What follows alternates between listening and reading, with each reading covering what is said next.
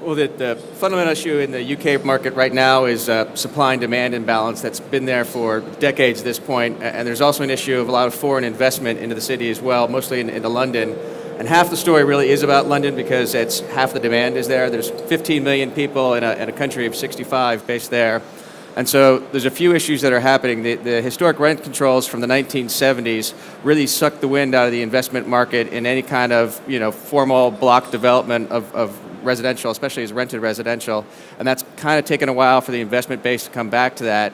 As a matter of fact, some of the U.S. is now looking at it, and given those rent controls now, what has happened is with the foreign investment into the for sale market, again because of urbanization and globalization and the stable economy and stable government there, it's really driving up prices on the for sale side, which is absorbing a lot of the labor force into that part of the market, as well as the office construction absorbing labor force. So you have a minimal amount of labor force able to construct homes, especially on the rented side. And so they're only delivering about 125,000 homes per year, and an estimated need of 250,000 based on household formation, possibly as much as 300,000 if you want to try to address the backlog. So really only going on at a pace to deliver half the needed homes on an annualized basis.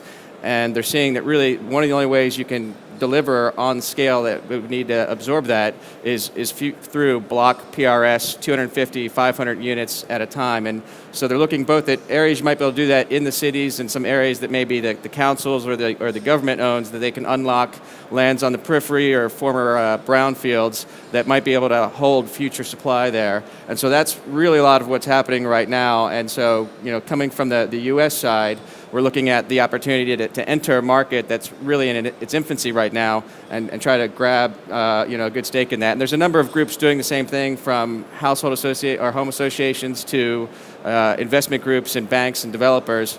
There are not a lot, as my company is, which is both a funder and a developer. And so you're seeing a lot of deals try to happen, and people are sort of feeling their way through as to how this market is going to look in the future. And it's a pretty interesting time to be there.